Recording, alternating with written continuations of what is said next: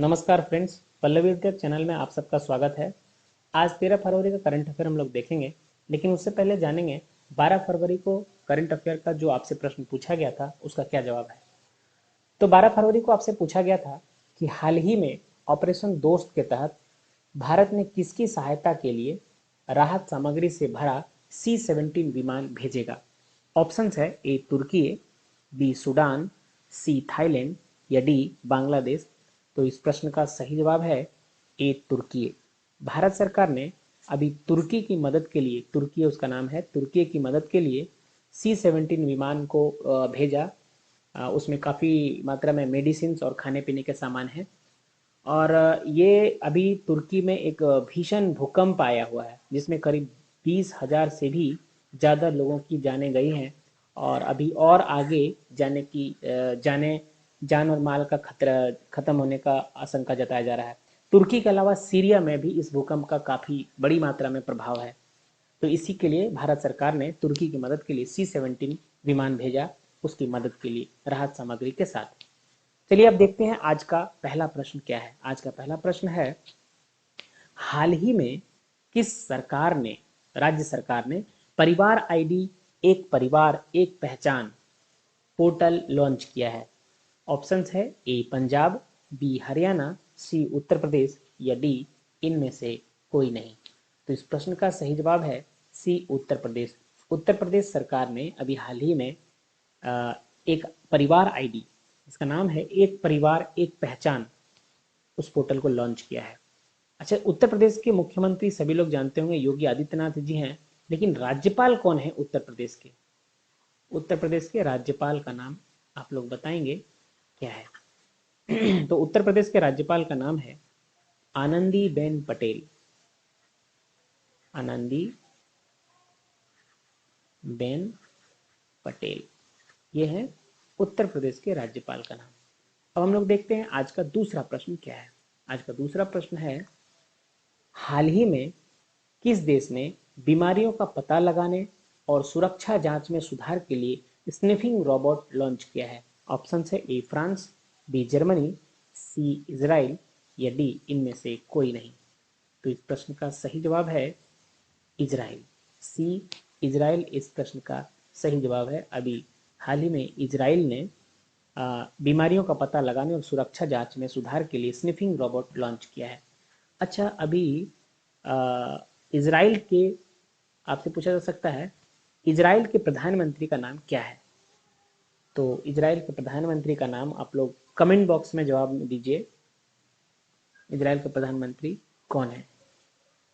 वैसे हिंट पे मैं बता ही देता हूँ, अगर आप लोग इजराइल के प्रधानमंत्री का नाम है Naftali Bennett. Naftali Bennett.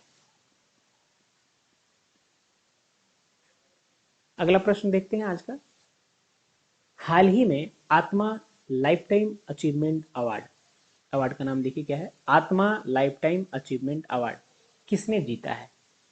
Option है A Hisashi Takeuchi, B K M Menon, C S Somnath या डी जी सतीश रेड्डी। तो इस प्रश्न का सही जवाब है के एम मेनन। के एम मेनन ने अभी हाल ही में आत्मा लाइफ टाइम अचीवमेंट अवार्ड जीता है। के एम मेनन को यह अवार्ड मारुति सुजुकी की ओर से दिया गया है। अच्छा, के एम मेनन है कौन? तो के एम मेनन अभी एमआरएफ के अध्यक्ष और प्रबंध निदेशक हैं। एमआरएफ के अध्यक्ष और प्रबंध निदेशक हैं।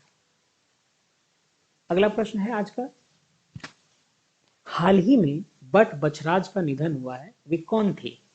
बट बछराज ये कौन थे? एक संगीतकार थे, लेखक थे, पत्रकार थे या इनमें से कोई नहीं? तो इस प्रश्न का सही जवाब है ए संगीतकार। बट बछराज एक अमेरिकी पॉप संगीतकार थे, पॉप सिंगर बोलते हैं, वो थे बट बछराज। ये अमेरिकी पॉप सिंगर थे, इनका भी हाल ही में निधन हो गया है। अगला प्रश्न है, हाल ही में कहाँ भारत में पहली बार लिथियम के भंडार मिले हैं? ऑप्शंस है ए सिक्किम, बी पश्चिम बंगाल, सी जम्मू कश्मीर या डी इनमें से कोई नहीं?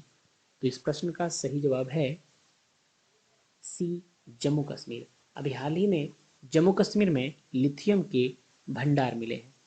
अच्छा, जम्मू कश्मीर अभी तो फिलहाल केंद्र शासित प्रदेश है, तो यहाँ मुख्यमंत्री कोई नहीं होगा, पर राज्यपाल का नाम क्या है? जम्मू कश्मीर के राज्यपाल कौन है?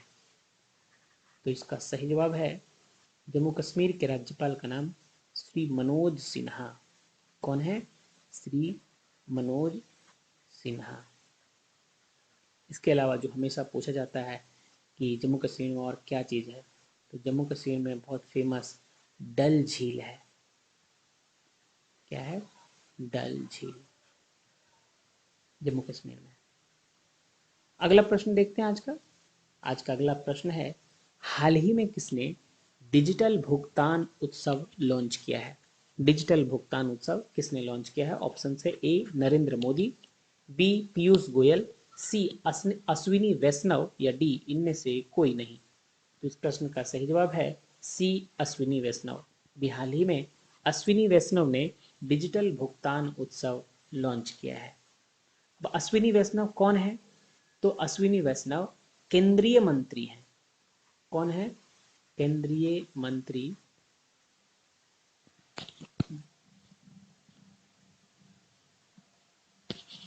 अश्विनी वैष्णव अभी हैं केंद्रीय मंत्री किस चीज के? तो रेल मंत्री हैं। अश्विनी वैष्णव अभी रेल मंत्री हैं, केंद्र में रेल मंत्री हैं। इन्होंने अभी हाल ही में डिजिटल भुगतान उत्सव लॉन्च किया है। अगला प्रश्न इसके बाद है, हाल ही में प्रधानमंत्री मोदी ने कहां 2 नई वंदे भारत ट्रेनों को हरी झंडी दिखाई है? ऑप्शन है ए पुरी, बी मुंबई, सी इंदौर, डी इनमें से कोई नहीं? तो इस प्रश्न का सही जवाब है बी मुंबई। मुंबई में अभी हाल ही में प्रधानमंत्री नरेंद्र मोदी ने 2 वंदे भारत ट्रेनों को हरी झंडी दिखाई है। ये दोनों ट्रेनें मुंबई से चलेंगी। कहाँ कहाँ? तो एक चलेंगी मुंबई से शिरडी, मुंबई से शिरडी, ये सोलापुर डिवीजन में पड़ता है। शिरडी वही साईं बाबा वाली शिरडी जगह है। मुंबई से शिरडी एक वंदे भारत, और दूसरा जो चलेगा वो मुंबई से सोलापुर।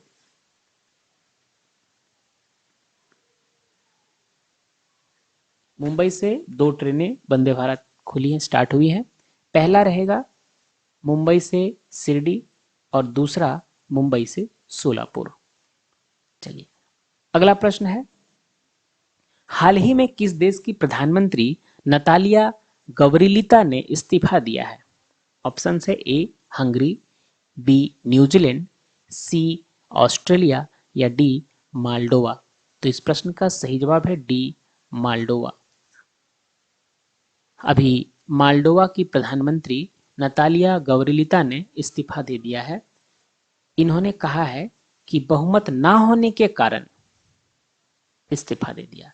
इन्होंने कारण बताया बहुमत न होने के कारण इन्होंने अभी हाल ही में इस्तीफा दे दिया है। ये मालडोवा की अभी प्रधानमंत्री थी। अगला प्रश्न है आज का, हाल ही में किसने सफदरजंग अस्पताल में इंटीग्रेटिव मेडिसिन विभाग का उद्घाटन किया है? ऑप्शन है ए अरविंद केजरीवाल, बी मनीष सिसोदिया, सी सर्बानंद सोनोवाल या डी इनमें से कोई नहीं? तो इस प्रश्न का सही जवाब है सर्बानंद सोनोवाल, सी सर्बानंद सोनोवाल। सर्बानंद सोनोवाल ने अभी हाल ही में सफदरजंग अस्पताल में इंटीग्रेटिव मेडिसिन विभाग का उद्घाटन किया है। अच्छा, सर्बानंद सोनोवाल कौन है? सर्बानंद सोनोवाल अभी केंद्रीय मंत्री हैं। सर्बानंद सोनोवाल केंद्रीय मंत्री हैं और बीजेपी के सांसद हैं। कहां से? असम से। असम राज्य के हैं। ये असम के पूर्व मुख्यमंत्री भी रह चुके हैं। असम के पूर्व मुख्यमंत्री, असम के पूर्व मुख्यमंत्री भी रह चुके हैं और अभी सांसद हैं असम से ही। आखिरी प्रश्न है आज का, हाल ही में राजा राम मोहन राय 2023 पुरस्कार किसे प्रदान किया गया है? ऑप्शंस है ए लक्ष्मी सिंह, बी एवी के प्रसाद, सी मीनाक्षी नेवटिया या डी इनमें से कोई नहीं। तो इस प्रश्न का सही जवाब है ए बी के प्रसाद। अभी हाल ही में ए वी के प्रसाद को राजा राम मोहन राय 2023 पुरस्कार प्रदान किया गया है। अच्छा, ए वी के प्रसाद कौन है? तो ए वी के प्रसाद एक पत्रकार हैं। ए वी के प्रसाद एक पत्रकार हैं और इन्हें अभी हाल ही में 2023 का राजा राम मोहन राय पुरस्कार प्रदान किया गया। राजा राम मोहन राय को राजा की उपाधि किसने दी? ये बहुत प्रश्न आता है। राजा राम मोहन राय को राजा की उपाधि या राजा का संबोधन किन्होंने दिया? तो ये प्रश्न बार बार आता है, इसको याद रखेंगे कि अकबर द्वितीय ने। अकबर, देखिए अकबर वो नहीं जिसको हम लोग जानते हैं, अकबर द्वितीय। अकबर द्वितीय ने राजा राम मोहन राय को राजा की उपाधि दी। किसने? अकबर द्वितीय ने। ये भी मुगल वंश के ही शासक थे, लेकिन ये दूसरे अकबर थे, वो प्रथम थे। तो आज का करंट अफेयर यहीं खत्म होता है। अब आपसे पूछा जाएगा जिसका प्रश्न आपको आंसर आपको कमेंट बॉक्स में देना है। तो आपका प्रश्न है, हाल ही में किसने फॉर्मूला ई चैंपियनशिप को हरी झंडी दिखाकर रवाना किया है? ऑप्शंस है ए अमित शाह, बी अनुराग ठाकुर, सी राजवर्धन सिंह राठौर या डी इनमें से कोई नहीं। तो आपका कमेंट का इंतजार रहेगा। आप अपने जवाब को कमेंट बॉक्स में दीजिए। वीडियो को शेयर कीजिए। चैनल अगर सब्सक्राइब नहीं किए हैं तो सब्सक्राइब कीजिए। चैनल को देखते रहिए। धन्यवाद। जय हिंद।